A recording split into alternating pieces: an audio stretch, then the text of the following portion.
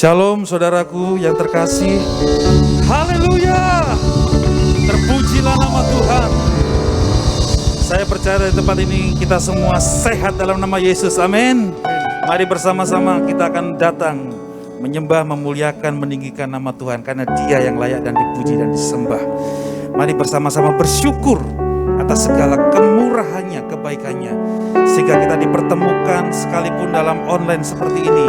Kita masih boleh beribadah, mempersembahkan yang terbaik di hadapan Tuhan. Mari kita berdoa bersama-sama. Terima kasih Tuhan Yesus. Kami percaya Tuhan, Engkau Allah kami yang baik.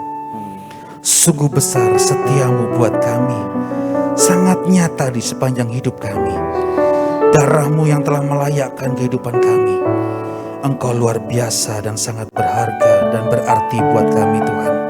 Kami serahkan seluruhnya hari ini dalam peribadahan pada petang dan sore hari ini. Kami percaya lawatan-Mu nyata buat kami semua. Kami yang mengikuti ibadah semuanya diberkati dalam nama Yesus.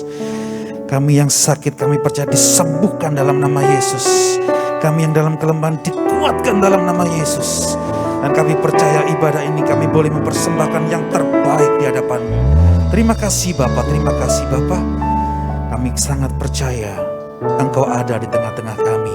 Kami serahkan serangkaian ibadah ini dari awal sampai dengan akhirnya. Kami percaya Tuhan yang bersama kami. Terima kasih Tuhan, kami serahkan semua doa kami. Kami siap mempersembahkan yang terbaik bagi hormat dan kemuliaan nama-Mu. Haleluya. Amin.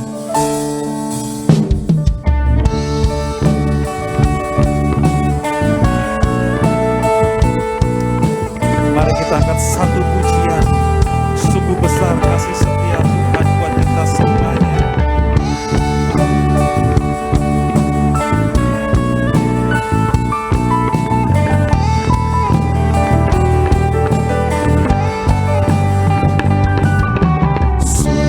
Besar setiamu nyata di sepanjang hidupku. Darah-Mu telah layakkan kehidupanku. Tiada kata yang bisa mengatakan apapun tentang Engkau Tuhan. Tiada kata yang bisa lukiskan indahnya Kau Tuhan. Bagi-Mu segala pujian dan kemuliaan. Oh, ku tinggikan Engkau Tuhan melebihi segalanya, lebih dalam ku menyembah dalam roh dan kebenaran selamanya.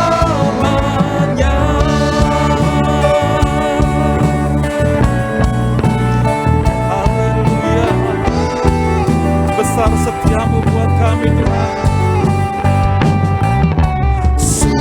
Besar setiamu nyata di sepanjang hidupku. Darah-Mu telah layakkan kehidupanku.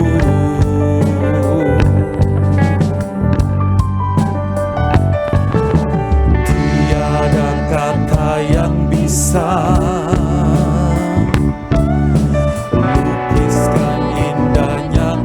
Tuhan. Bagi-Mu segala pujian dan kemuliaan. Mari agungkan dan tinggikan Dia. Haleluya Yesus. Ku tinggikan Engkau Tuhan melebihi segalanya, lebih dalam ku menyembah dalam roh dan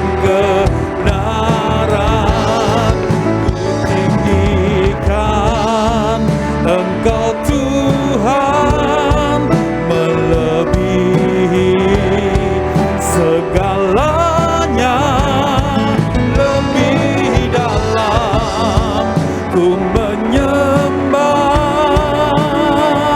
dalam roh dan kebenaran. Tinggikan Dia, ku tinggikan Engkau Tuhan melebihi segalanya, lebih dalam ku menyembah dalam roh dan kebenaran. Ikan Engkau Tuhan melebihi segalanya, lebih dalam ku menyembah dalam roh dan kebenaran. Sekali lagi katakan, ku tinggikan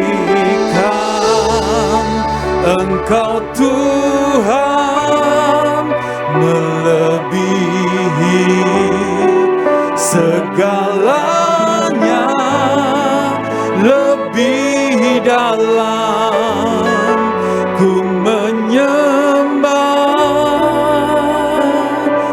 dalam roh dan kebenaran. Dengan kesungguhan hati katakan, ku tinggikan Engkau Tuhan melebihi segalanya, lebih dalam ku menyembah dalam roh dan tinggikan Dia, ku tinggikan Engkau Tuhan melebihi segalanya, lebih dalam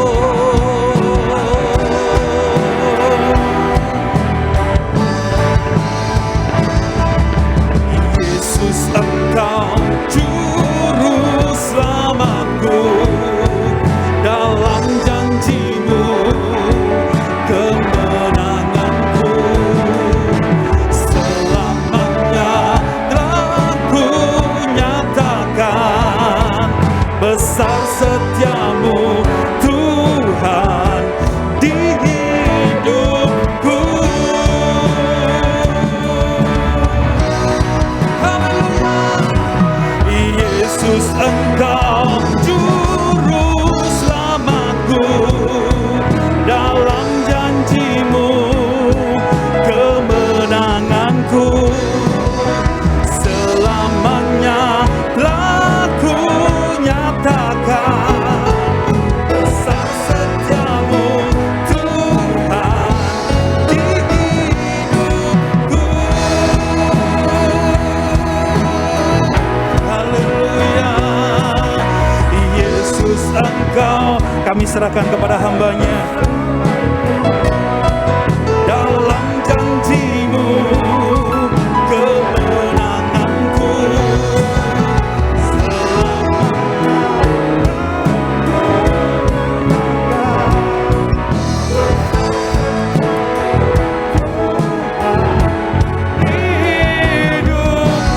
Yesus, Engkau juru selamatku, dalam janji-Mu kemenanganku.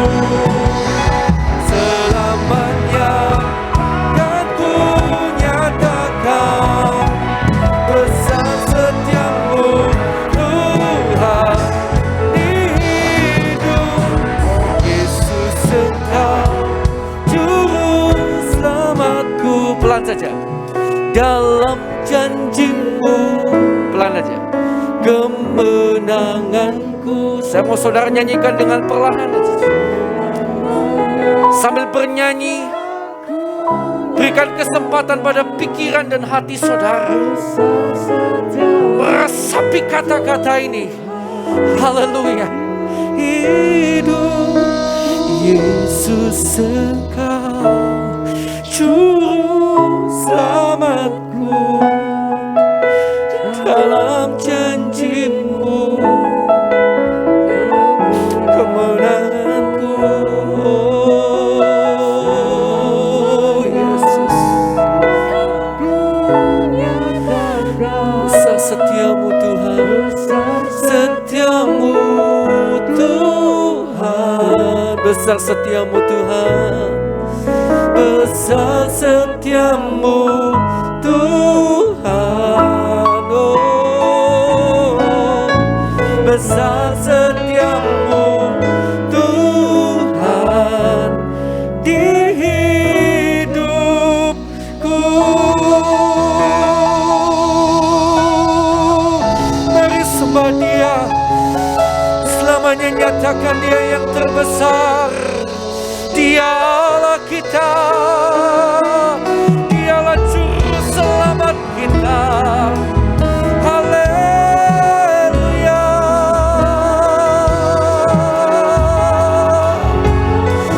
Dalam janji-Mu kemenangan kami Tuhan, hanya Kau yang kami pegang teguh. Haleluya. Haleluya. Oh,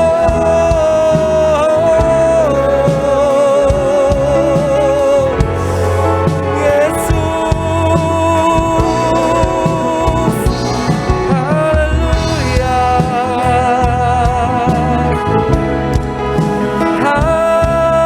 Haleluya. Haleluya.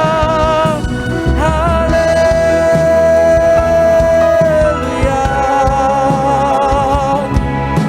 Yesus, Yesus. Haleluya. Mari tinggikan Dia. Dialah sumber pengharapan kita. Dialah sumber segala-galanya. Datanglah kepada Dia. Datanglah kepada Tuhan.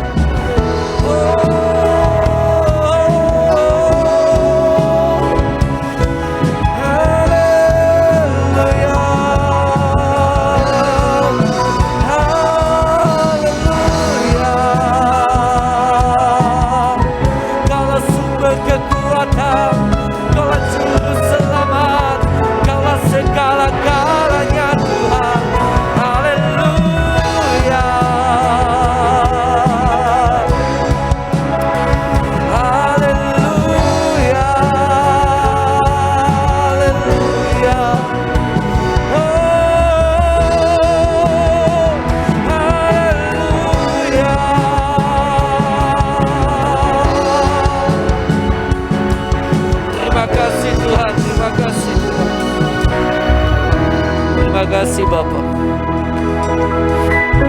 Terima kasih Tuhan, Engkaulah juru selamat kami. Di dalam setiap perkataan-perkataan firman-Mu, disitulah terletak kemenangan kami Tuhan. Karena itu sekarang setelah kami memuji, memuliakan nama-Mu dengan sungguh-sungguh, kami mau bersama-sama sebentar lagi menyambut kebenaran firman-Mu. Berbicaralah Tuhan, kiranya melalui pengurapan kuasa Roh Kudus-Mu, tidak ada sepatah kata pun yang keluar dari lidah bibir hamba-Mu, yang keluar dari diri hamba sendiri. Kiranya semuanya keluar dari ilham Roh-Mu Tuhan. Semuanya berdasarkan kehendak-Mu semata-mata. Dimanapun kami sekarang berada Tuhan, kiranya Kau akan memberkati kami lewat ibadah online ini. Terima kasih Yesus. Dan tidak lupa kami juga berdoa untuk rekan-rekan kami, anak-anak-Mu yang begitu luar biasa, yang telah melayani kami dalam kebaktian online hari ini. Kiranya Kau memberkati mereka Tuhan, WL, singer, pemain musik, sound system, multimedia, dan semuanya Tuhan Kau berkati mereka satu persatu dengan kasih karunia yang daripada-Mu. Kau sucikan, kuduskan mereka, sehingga mereka akan dipandang layak guna setiap pekerjaan yang mulia. Terima kasih Tuhan, terima kasih. Di dalam nama Tuhan Yesus, kami akan sambut firman-Mu Tuhan. Haleluya. Amin. Puji Tuhan. Puji Tuhan. Haleluya. Shalom Bapak Ibu Saudara yang dikasihi Tuhan. Puji Tuhan masih boleh bertemu kembali dalam kebaktian online. Dan ya, kita masih online. Saya berharap semoga seizin Tuhan, minggu ketiga kita sudah mulai bisa kebaktian onsite.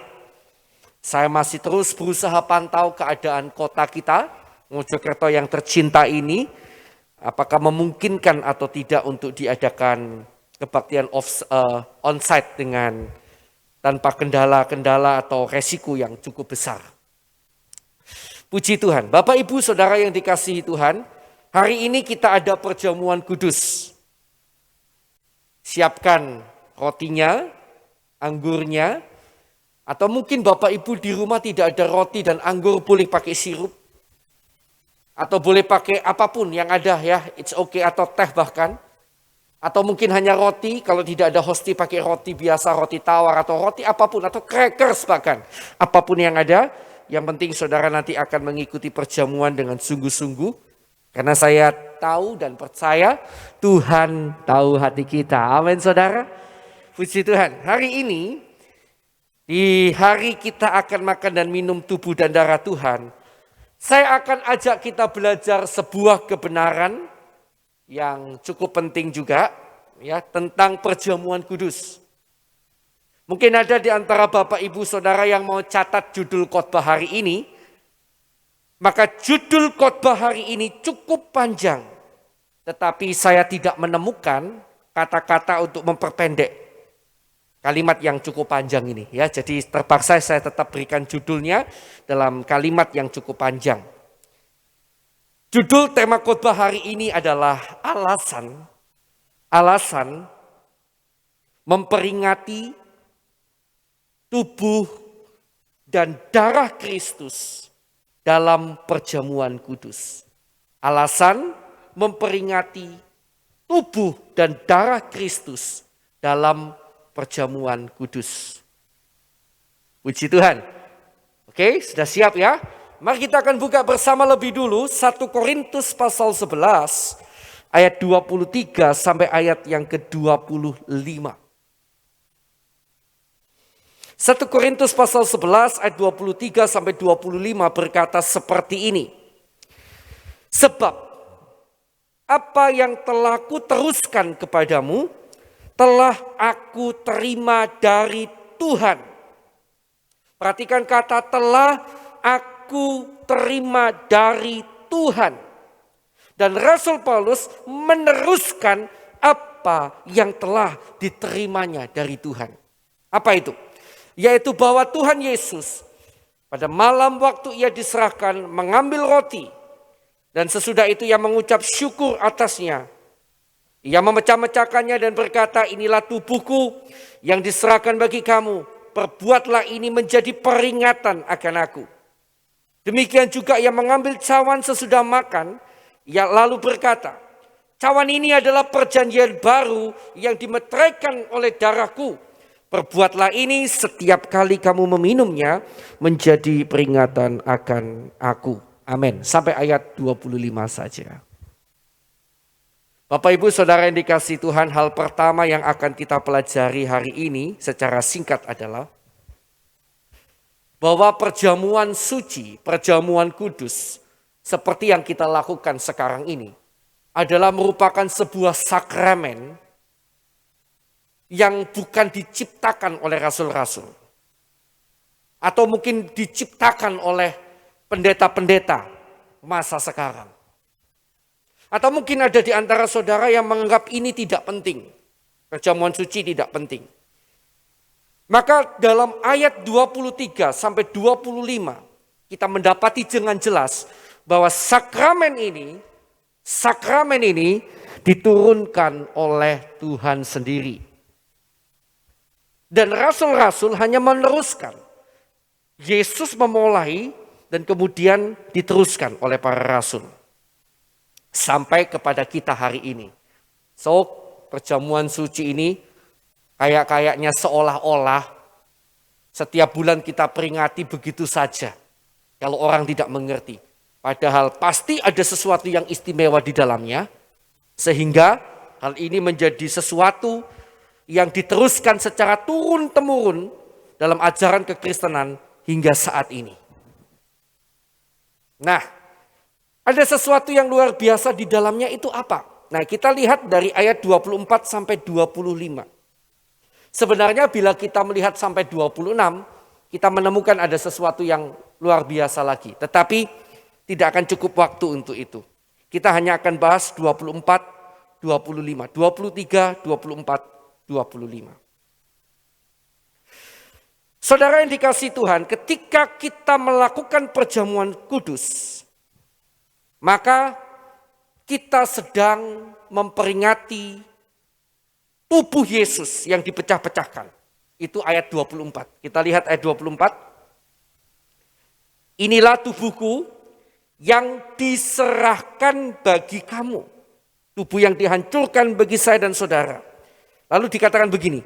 Perbuatlah ini menjadi peringatan akan aku. Menjadi pengingat akan aku. Kemudian selanjutnya ketika bicara tentang darah anggur, dia bilang begini. Cawan ini adalah perjanjian baru yang dimeteraikan oleh darahku. Perbuatlah ini setiap kali kamu meminumnya menjadi peringatan akan aku. Jadi saya ulang ya. Ketika kita makan tubuh Kristus, itu adalah peringatan akan tubuh Yesus yang dipecah-pecahkan. Dan Yesus suruh kita ingat itu. Nanti kita akan pelajari mengapa harus kita ingat. Kayaknya seolah-olah Yesus itu narsis gitu kali ya. Pengorbanannya dia suruh kita terus ingat. Seperti seorang ayah yang berkorban untuk anaknya terus menyuruh anaknya terus ingat pengorbanannya. Dia kan kadang-kadang kita mikir kok seolah-olah narsis ya. Kok seolah-olah tidak rela begitu atau apa. Kok disuruh mengingat. Nah, kita akan pelajari nanti ya. Jadi tubuhnya adalah peringatan, roti ini adalah peringatan akan tubuhnya yang terpecah. Sedangkan ketika kita minum anggur, ini adalah peringatan akan darahnya yang menjadi meterai. Meterai, saudara tahu meterai? Untuk mensahkan sebuah perjanjian itu biasanya ada meterai. Jadi darahnya adalah meterai yang mensahkan sebuah perjanjian yang baru. Dan sekali lagi Yesus berkata, perbuatlah ini setiap kali kamu meminumnya menjadi peringatan akan aku. Karena itu judul tema khotbah hari ini, alasan memperingati tubuh dan darah Kristus dalam perjamuan kudus. Bapak Ibu Saudara yang dikasihi Tuhan, kita akan bahas dulu tentang tubuh yang terpecah. Tubuh yang dihancurkan. Saya akan bahas lebih dulu tentang ini. Kita mulai dengan sebuah pertanyaan. Mengapa tubuh Yesus harus diserahkan bagi saya dan saudara? Mengapa tubuhnya harus dipecahkan bagi saya dan saudara? Ini dulu perlu kita pahami. Mengapa tubuhnya perlu dipecah-pecahkan untuk kita? Mari kita akan baca di dalam Ibrani 10 ayat 4 sampai 5. Dan kemudian kita akan lompat pada ayat yang ke-10. Ibrani pasal 10.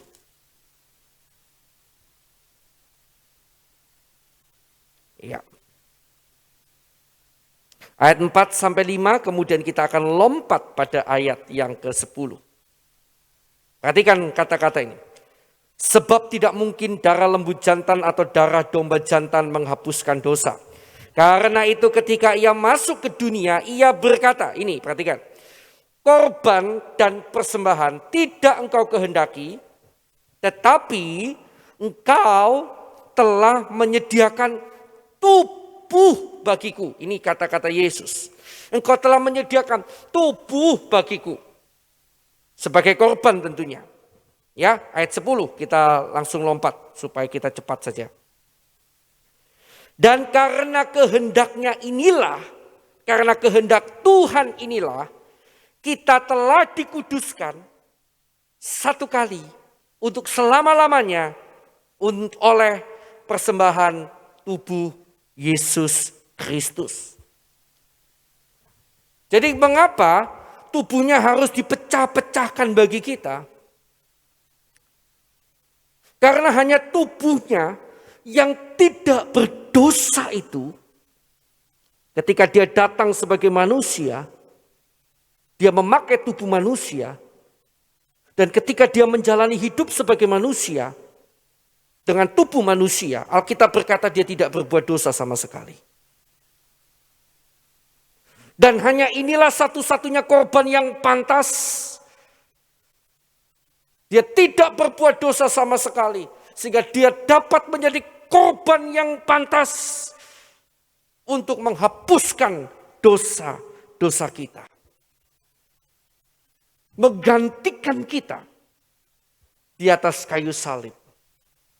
Ketika tubuhnya terpecah di atas kayu salib, maka di situ kita memahami seharusnya kitalah yang ada di sana. Nah, Bapak Ibu Saudara yang dikasihi Tuhan, bagian yang kedua yang selanjutnya perlu kita tanyakan adalah, lalu mengapa Yesus meminta kita untuk memperingati terus akan hal ini? Apakah itu demi kepentingan Tuhan? Apakah Tuhan itu butuh diingat-ingat oleh kita? Apakah Tuhan itu mau dihargai oleh kita? Biasanya kalau kita ingin diingat-ingat sama orang itu kan karena kita ingin dihargai. Tetapi perhatikan di sini luar biasanya Tuhan. Tuhan bukan manusia. Ketika Yesus berkata, ingatlah menjadi peringatan akan aku. Saudara tahu tidak? Dia punya maksud yang luar biasa di dalamnya. Mengapa saudara dan saya setiap kali makan roti dan minum anggur ini, saudara harus mengingat tentang tubuhnya yang terpecah. Kita bicara tubuh dulu ya. Tubuhnya yang terpecah. Mengapa? Apakah demi kepentingannya? No. Saya mau katakan ini demi kepentingan saya dan saudara. Saya bisa buktikan ayatnya saudara yang kasih Tuhan. Ibrani pasal yang ke-12. Ibrani 12, mari kita lihat. Inilah alasan mengapa Allah mau kita mengingat tubuhnya yang terpecah di atas kayu salib. Setiap kali kita makan roti ini. Ibrani pasal yang ke-12 ayat 2-4 berkata seperti ini. Marilah kita melakukannya. Melakukan apa? Kalau kita lihat ayat yang pertama, dalam perlombaan. Perlombaan untuk menjadi semakin serupa dengan Kristus. Marilah kita melakukannya. Dengan mata yang tertuju kepada Yesus. Jadi matanya melihat pada Yesus. Yang memimpin kita dalam iman. Dan yang membawa iman kita itu kepada kesempurnaan. Yang dengan mengabaikan kehinaan. tekun memikul salib, ganti sukacita yang disediakan bagi dia yang sekarang duduk di sebelah kanan tahta Allah. Ayat 3, ingatlah selalu akan dia yang tekun menanggung bantahan yang sehebat itu terhadap dirinya dari pihak orang-orang berdosa. Ingatlah akan tubuhnya yang terpecah di salib itu. Supaya apa? Ini alasannya yang paling penting. Supaya jangan kamu menjadi lemah dan putus asa. Ayat 4. Dalam pergumulan kamu melawan dosa, kamu belum sampai mencucurkan darah. Nah, ini luar biasanya. Jadi mengapa Tuhan mau dalam perjamuan kudus, ketika kita terima tubuhnya ini, kita ingat kembali pengorbanannya di atas kayu salib, tubuhnya yang hancur. Supaya ketika kita mengingat akan pengorbanannya di atas kayu salib, kita tidak mudah menjadi lemah dan putus asa dalam perjuangan kita melawan dosa. Dalam pergumulan kita untuk hidup menyenangkan hati Tuhan. Kita tidak menjadi orang yang mudah lemah, putus asa. Mengapa seringkali orang itu mudah lemah, mudah putus asa? Salah satunya kan karena dia merasa dia yang paling menderita. Seolah-olah tidak ada orang lain yang lebih menderita dari dia. Tapi kapan orang itu akan mendapatkan kekuatan untuk maju, tidak lagi lemah, tidak lagi putus asa. Seringkali setelah dia melihat bahwa ternyata apa yang dia alami, dialami juga oleh orang lain. Bahkan ada orang lain yang mengalami lebih berat dari dia. Satu ketika saya pernah mendengar kisah tentang seorang anak. Orang ini menceritakan pada saya ketika dia masih muda, anak-anak dulu. Dia bercerita pada saya seperti ini, dulu pada waktu saya muda, saya tidak mau sekolah. Saya malas sekolah dan saya menyesal. Kenapa malas sekolah? Karena semua teman-teman saya kebanyakan punya sepeda motor. Mereka dibelikan sepeda motor oleh orang tuanya. Kalaupun dibelikan sepeda pun sepeda yang terbaik. Sedangkan saya tidak dibelikan oleh orang tua saya sepeda motor ataupun sepeda yang baik. Pada waktu itu sebagai seorang anak, dia merasa menjadi anak yang paling menderita. Mengapa saya punya orang tua seperti ini? Dan karena dia merasa menderita seperti itu, dia merasa dia yang paling tidak bagus keadaannya, dia malas sekolah. Dia malas berjuang di sekolah. Padahal orang tuanya untuk menyekolahkan dia harus mengorbankan banyak hal. Mengapa dia berpikir seperti ini? Karena matanya tertuju kepada teman-temannya yang kaya, teman-temannya yang punya uang, teman-temannya yang punya sepeda motor, teman-temannya yang punya sepeda yang bagus, teman-temannya yang hidupnya enak. Coba sekali saja. Dia diajak lihat anak-anak kecil yang duduk di pinggir jalan tidak bisa sekolah. Yang mereka menangis hanya karena pengen sekolah saja, mereka sudah bisa bersyukur. Maka tentu akan berbeda pemikirannya. Kadang-kadang saya gitukan anak saya, saudara ya. Kalau sudah minta aneh-aneh gitu, saya tunjukin sama anak-anak di pinggir jalan, kamu lihat kasihan tuh anak. Ya, kamu pengen beli baju bagus, tuh lihat bagi dia baju kayak gitu sudah bagus. Nggak usah beli-beli, bersyukur aja. Keadaanmu masih jauh lebih baik. Nah kadang-kadang perlu dibegitukan saudara. Supaya kita itu nggak menjadi orang itu mudah lemah. Begitu juga dalam pergumulan kita melawan dosa. Pergumulan kita hidup sesuai dengan kehendak Tuhan. Seringkali kita mungkin merasa lemah karena kita merasa kita ini sudah paling menderita. Kita sudah paling sengsara. Tetapi dengan mata kita tertuju pada Yesus. Setiap kali perjamuan kudus kita kembali mengingat akan tubuh yang terpecah di atas kayu salib itu.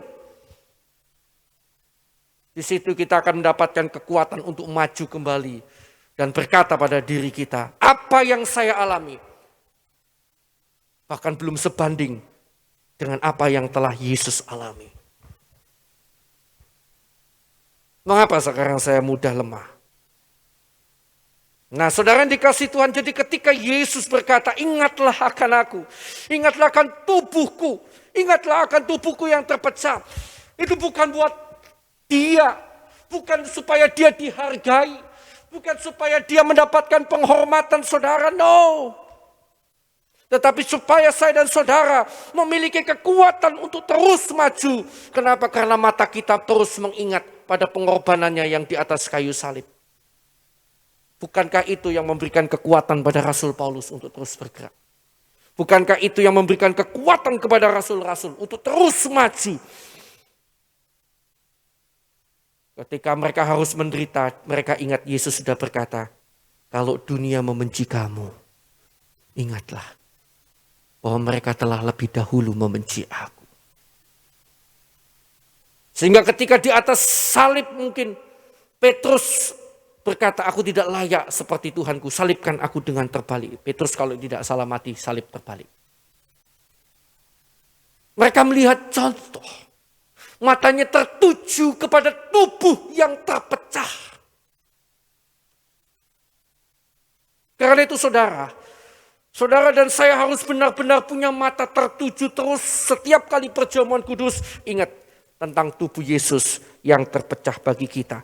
Supaya apa? Supaya saya dan saudara terus mendapatkan kekuatan. Tidak mudah lemah, tidak mudah putus asa dalam perjuangan kita hidup dalam dunia ini. Puji Tuhan. Karena sebagai orang percaya, kita hidup untuk memuliakan nama Tuhan. Dan seringkali ketika kita mau hidup memuliakan nama Tuhan, terkadang jalannya bukan jalan yang mulus. Justru ada kerikil-kerikil terkadang yang ada di depan mata kita.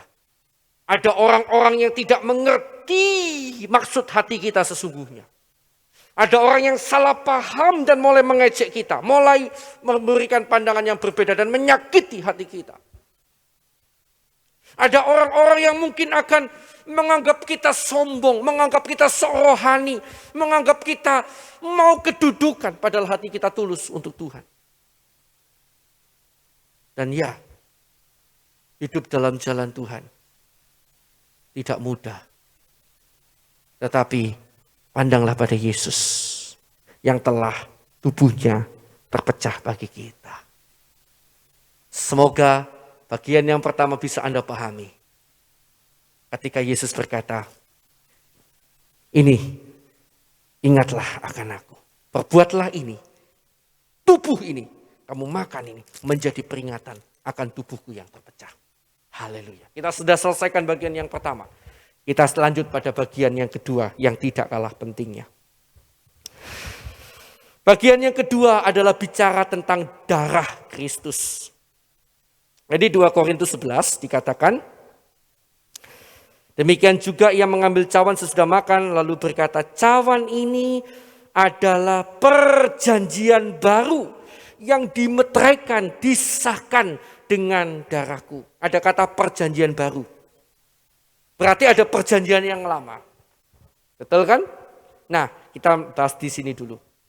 Mengapa perlu perjanjian yang baru? Dengar saudara yang dikasihi Tuhan. Mengapa perlu ada perjanjian yang baru antara kita dengan Allah? Karena pada perjanjian yang pertama, antara manusia yang waktu itu diwakili umat Israel dengan Allah, kita telah terbukti tidak mampu melakukannya. Firman Tuhan berkata seperti ini dalam Ulangan 28. Mari kita akan lihat ayat yang populer ini. Tapi izinkan kemudian saya memberikan pertanyaan pada saudara. Ulangan pasal 28. Ya, ayat pertama sampai kedua. Lihat apa kata Tuhan. Ya, ini perjanjian Tuhan juga. Lihat Ulangan 28 ayat pertama kedua. Kemudian kita lompat ayat 15. Perhatikan kata-kata ini. Berkat. Jika engkau baik-baik mendengar suara Tuhan Allahmu dan melakukan dengan setia. Garis bawahi kata setia. Saudara tahu setia? Kalau suami terus selingkuh, pernah selingkuh bisa dikatakan setia? Ibu-ibu, sekali aja pernah selingkuh seringkali titel setia sudah nggak ada kan? Ya kan? Ya, perhatikan dengan kata setia. Melakukan dengan setia segala perintahnya yang kusampaikan kepadamu pada hari ini, maka Tuhan Allahmu akan mengangkat engkau di atas segala bangsa di bumi. Segala berkat ini, puji Tuhan, akan datang kepadamu dan menjadi bagianmu jika engkau mendengarkan suara Tuhan Allahmu. Saudara yang percaya katakan amin, haleluya. Dan saudara bersata, haleluya. Dan mungkin saudara juga berkata seperti orang Israel, segala firman Tuhan akan kami lakukan. Ulangan pasal 24. Keluaran 24 ayat 7. Segala perintah Tuhan akan kami lakukan. Berkat loh kalau melakukan dengan setia. Ya. Tapi ayat 15 ya, 15 sekarang. Tetapi jika engkau tidak mendengarkan suara Tuhan Allahmu dan tidak melakukan dengan, garis bawahi lagi kata setia. Oke, tidak melakukan dengan setia segala perintah dan ketetapannya yang kusampaikan kepadamu pada hari ini, maka segala kutuk ini akan datang kepadamu dan mencapai engkau. Perhatikan sekali lagi kata setia. Kalau kita sekilas baca tadi, mungkin saudara amini dan saudara sangat senang sekali kalau dengar ayat ini. Ya. Seperti orang Israel ketika dengar begini, ya sok mampu. Tapi pada kenyataannya, di awal-awal itu mungkin kita mampu. Seperti kalau kita setia pada seseorang itu mungkin di awal-awal mampu. Semakin lama setia itu semakin sulit. Betul enggak Bapak Ibu Saudara kasih Tuhan? Coba saya mau tanya, ada enggak di antara Bapak Ibu Saudara yang di rumah yang, coba tanya sama diri sendiri ya. Terus kemudian dijawab sendiri ya. Ada enggak di antara saudara yang dari awal percaya Yesus, anggap aja mulai percaya Yesus, dari startnya dari percaya Yesus ya, sampai sekarang melakukan dengan setia segala perintah Tuhan. Ingat loh, kita kan tadi sudah sepakat kan pasti ya. Kalau suami pernah selingkuh bisa dikatakan setia? Apakah saudara bisa membanggakan pada orang, oh ini loh suamiku suami yang setia. Seumur hidupnya hanya pernah selingkuh 1 kali, begitu? Ada yang begitu? Atau ini loh istriku setia ini, seumur hidupnya hanya pernah selingkuh 2 kali, begitu ada? Nggak ada, saya rasa ketika saudara berkata setia, dia nggak pernah selingkuh sama sekali, kan begitu. Pertanyaannya, pernah nggak saudara, ada nggak di antara saudara di rumah dan saya yang benar-benar sudah melakukan dengan setia firman Tuhan? Ini perjanjian yang pertama. Saya yakin jawabannya tidak ada. Jadi kalau jawabannya tidak ada, bagian ayat yang mana yang cocok untuk kita? 1 sampai 14 yaitu berkat, ataukah 15 sampai berapa ini? 46. Ayo coba kita jujur, mana yang pantas kalau gitu? Saya yakin saudara sepakat dengan saya. Maka sebenarnya berdasarkan perjanjian yang pertama, kita bukan menerima berkat, kita menerima kutuk.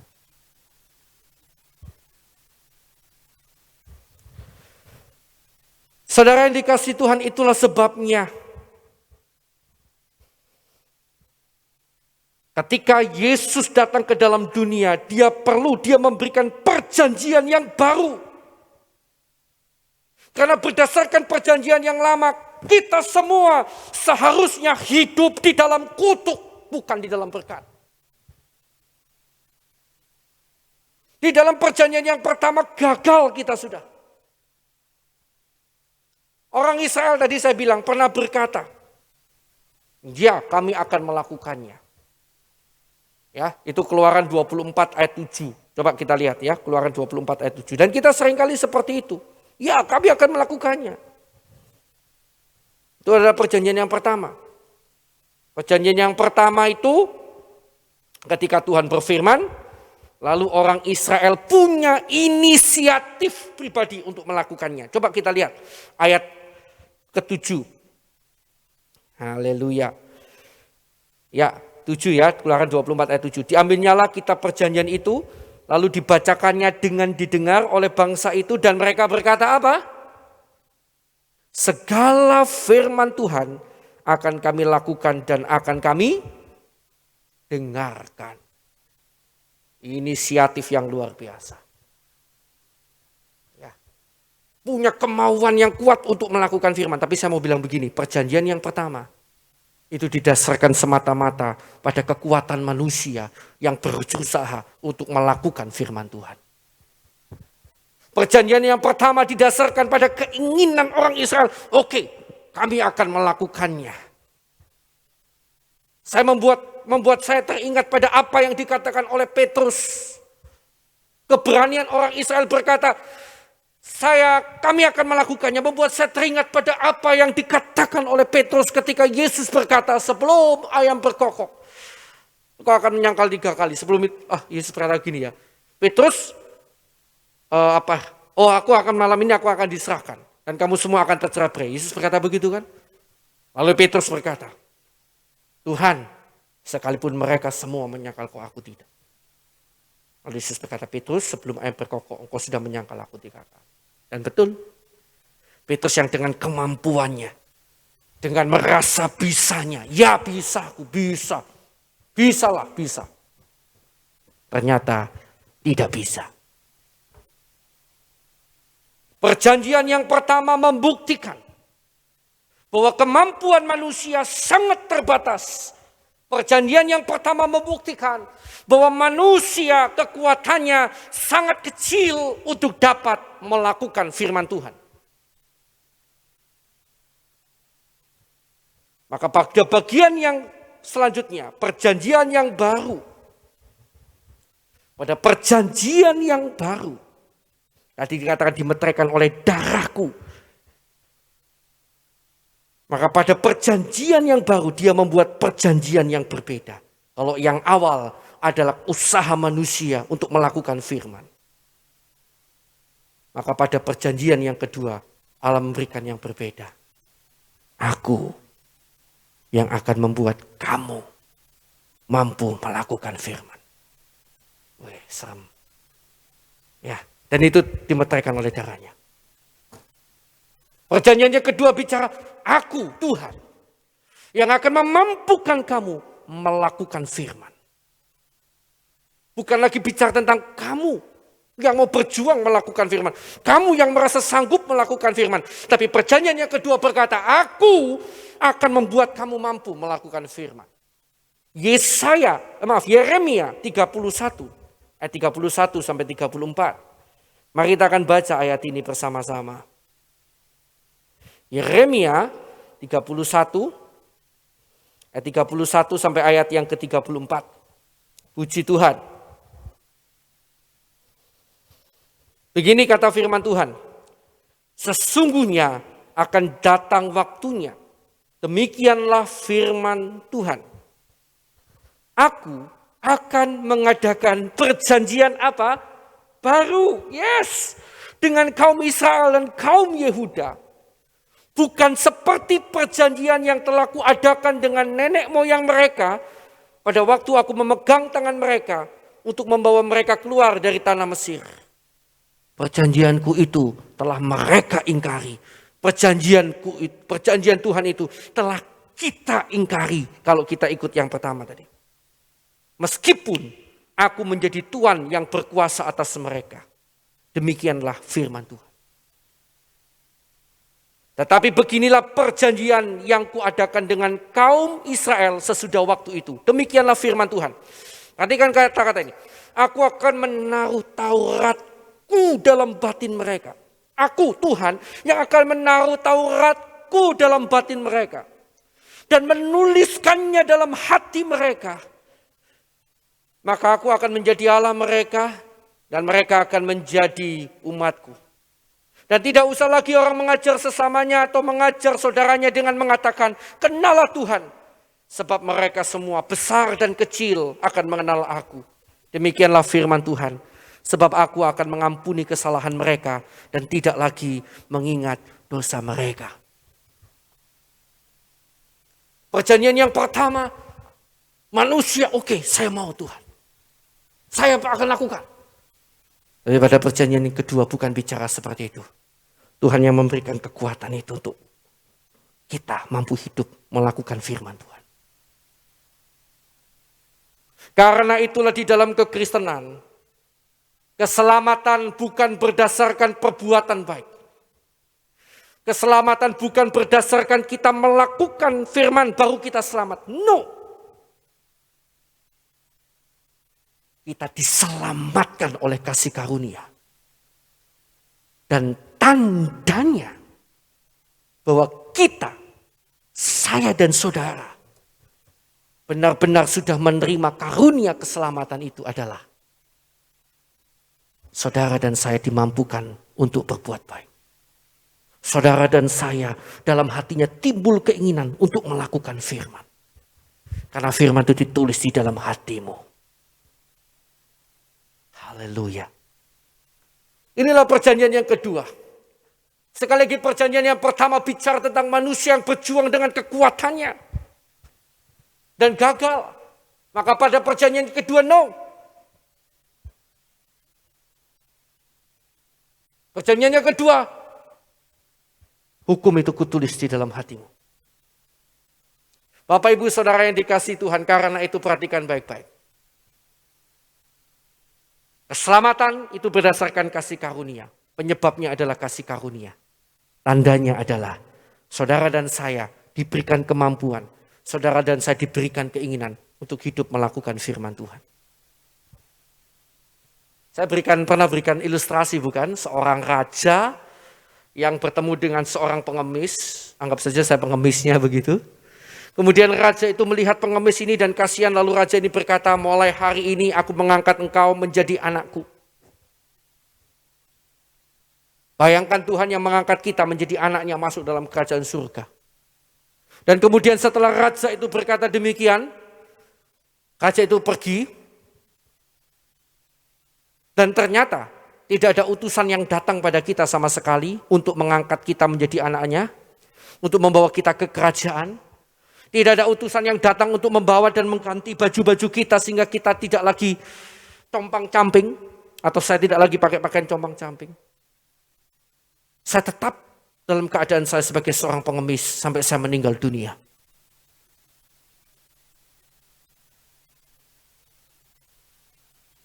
Itu artinya saya tetaplah seorang pengemis, bukan? Tapi apa tandanya bahwa raja itu benar-benar serius mengangkat saya sebagai anak? Dia berikan tanda. Setelah dia pergi, dia mungkin akan kirim orang untuk bawa saya ke kerajaannya. Dia akan kirim orang untuk mengubah pakaian saya, gaya rambut saya, makan mengajari saya tentang manners, cara bertindak yang sesuai dengan firman Tuhan. That's it. Tanda dari bahwa saya dan saudara sudah diselamatkan adalah tanda bahwa saudara dan saya sudah hidup dalam perjanjian yang baru itu adalah bahwa oleh darahnya hukumnya sudah terlukis di dalam hatimu dan hatiku. Karena itu mengapa Yesus ingin saudara mengingat darahnya. Darah perjanjian. Untuk mengingatkan saya dan saudara bahwa saudara dan saya sudah bukan lagi hidup dalam perjanjian yang lama. Tetapi dalam perjanjian yang baru. Bahwa hukum Allah sudah tertulis dalam hatimu. Dan kekuatan untuk melakukan firman Allah sudah diberikan Allah di dalam dirimu. Yaitu Roh Kudus. Ketika engkau makan dan minum tubuh dan darah ini, ingatlah ini. Ingatlah benar-benar. Pahami maknanya. Mengapa Tuhan mau saudara dan saya mengingat tubuh dan darahnya setiap kali saudara dan saya makan dan minum tubuh dan darah Tuhan. Puji Tuhan. Semoga lewat apa yang saya sampaikan hari ini, saudara mengingat dan menyadari kembali alasan memperingati tubuh dan darah Kristus dalam perjamuan kudus. Dan kiranya saudara diberkati hari ini oleh kebenaran firman ini. Semoga ini bukan hanya menambah pengetahuan saudara, tetapi membuat saudara lebih dekat, lebih memahami dan lebih cinta kepada Tuhan. Saudara benar-benar mengingat pengorbanannya, tubuhnya, sehingga saudara tidak mudah lemah dan putus asa ketika saudara berjuang melawan dosa. Dan ketika saudara mengingat darahnya, saudara mengingat kembali bahwa kekuatan untuk melakukan firman itu bukan lagi dari kekuatan saudara, tetapi Tuhan yang memberikannya. Dan hari ini saya dan saudara sebagai orang yang baru yang diberikan kekuatan oleh Tuhan, seharusnya memiliki keinginan selalu untuk hidup yang menyenangkan hati Tuhan. Seharusnya memiliki keinginan untuk melakukan firman, karena hukumnya sudah terpatri di dalam hati kita. Saudara tidak lagi hidup dalam perjanjian yang lama. Saudara dan saya hidup dalam perjanjian yang baru. Kita bukan melakukan firman untuk diselamatkan. Kita melakukan firman, kita hidup baik. Karena itu adalah tanda yang diberikan oleh Tuhan. Bahwa saya dan saudara sudah diselamatkan. Tuhan Yesus memberkati. Kita akan pujikan satu pujian di Kalvari. Mari saya undang pemain musik, singer WL untuk membantu saya menyanyikan lagu ini di Kalvari. Puji Tuhan. Haleluya.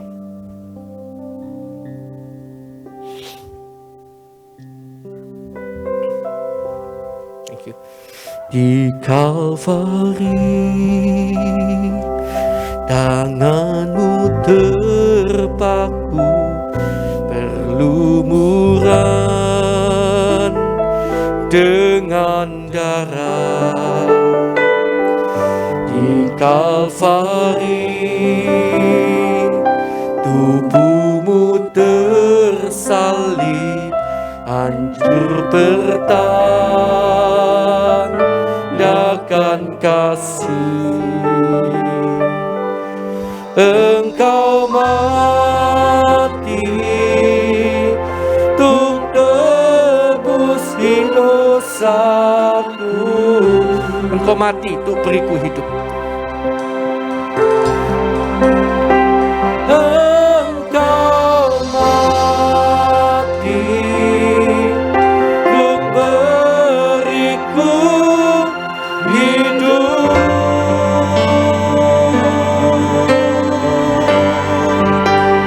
Darahmu hapus dosaku. Darahmu telah pulihkanku. Darahmu yang sucikanku. Yesus,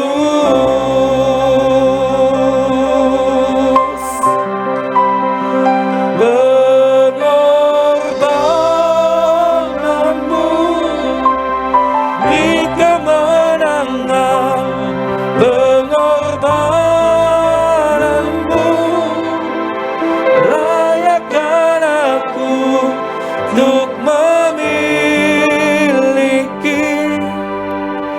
hidup yang kekal. Sambil saudara siapkan diri menerima tubuh darah Tuhan.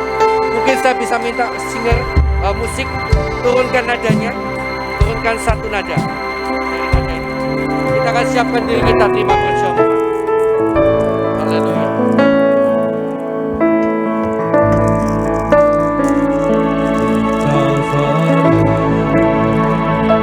Tanganmu terpaku, berlumuran dengan darah. Haleluya. Tubuhmu tersalib,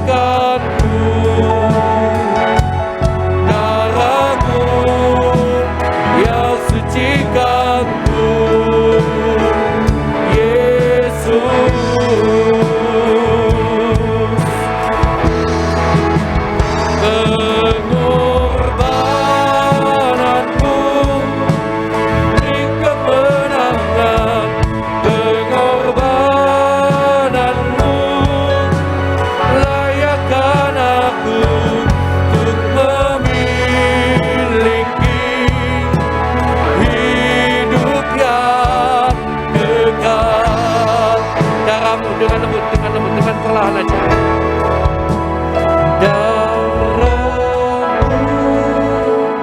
Hapus dosaku. Saya akan ajak kita mempersiapkan diri. Saudara boleh pegang roti yang adalah tubuh Tuhan di tangan kanan dan angkat lebih tinggi daripada kepala saudara. Yang sucikan ku, Yesus. Haleluya. Pengorbananmu, amin. Di kemenangan, pengorbananmu, layakkan aku untuk memiliki hidup yang kekal. Mari kita akan bersama siapkan diri kita. Haleluya, haleluya. Saya akan bacakan firman Tuhan untuk kita sekalian. Sebab apa yang telah kuteruskan kepadamu telah aku terima dari Tuhan, yaitu bahwa Tuhan Yesus pada malam waktu ia diserahkan, ia mengambil roti dan sesudah itu ia memecah-mecahkannya dan berkata, inilah tubuhku yang diserahkan bagi kamu. Perbuatlah ini menjadi peringatan akan aku. Bukankah roti yang kita pecah-pecahkan adalah benar-benar persekutuan dengan tubuh Kristus? Amin. Mari kita terima bersama di dalam nama Tuhan Yesus Kristus. Haleluya.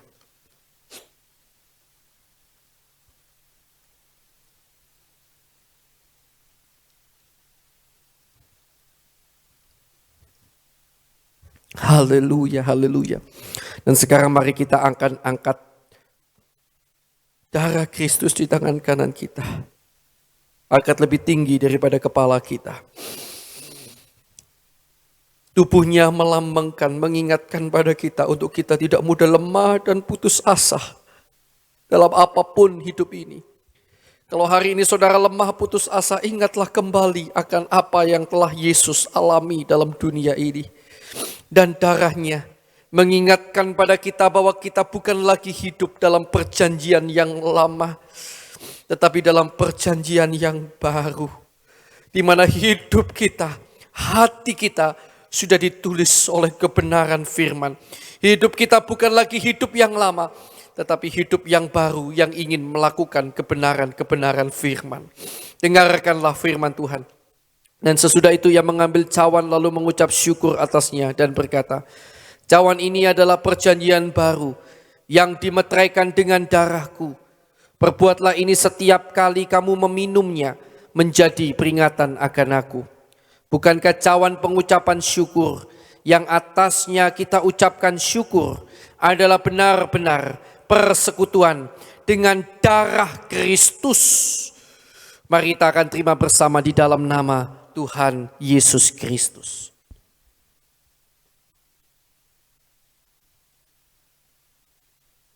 Haleluya. Musik akan bantu kita nyanyikan referen lagu tadi di Kalvari tadi.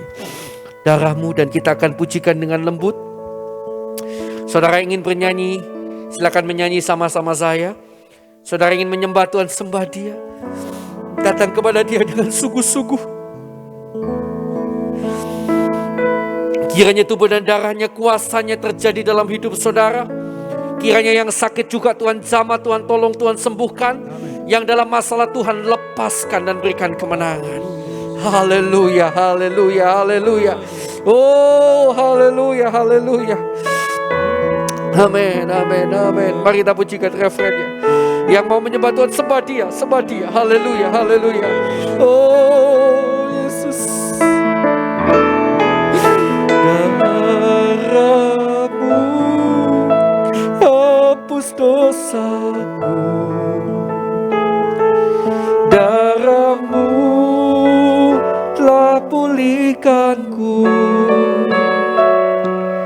darahmu yang mensucikanku. Yesus,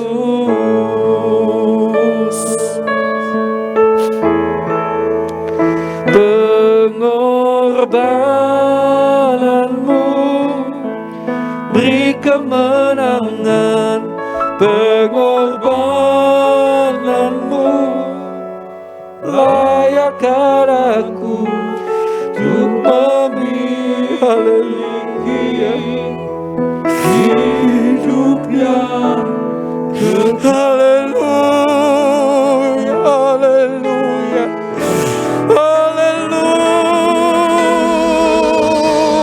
haleluya, haleluya, haleluya,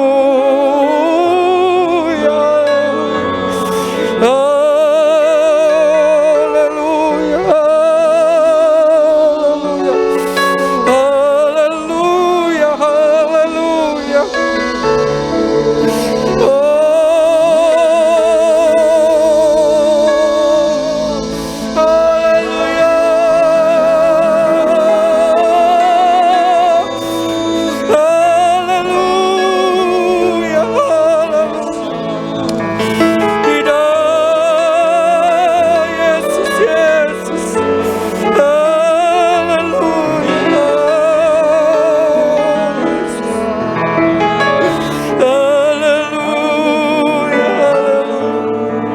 Di dalam nama Tuhan kami Yesus Kristus, kami bersyukur untuk tubuh darah-Mu. Dan kami percaya kuasa jamahan-Mu terjadi saat hari ini Tuhan. Pada setiap orang yang mengikuti perjamuan suci hari ini. Di dalam nama Yesus kuasa Allah bekerja di tempat mereka masing-masing. Yang sakit Tuhan jamah sembuhkan di dalam nama Yesus. Yang di dalam masalah Tuhan berikan kelepasan. Yang terikat oleh dosa Tuhan lepaskan dalam nama Yesus. Tuhan akan membuat kami semakin hari hidup semakin menyenangkan hati Tuhan. Terima kasih Tuhan, terima kasih. Hamba-Mu bersyukur untuk kesempatan yang Kau berikan hari ini. Dalam nama Yesus, dalam nama Yesus, haleluya.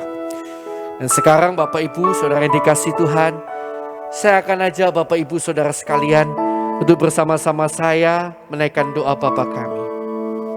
Bapa kami yang di surga, dikuduskanlah nama-Mu. Datanglah kerajaan-Mu, jadilah kehendak-Mu di bumi seperti di surga. Berikanlah kami pada hari ini makanan kami yang secukupnya.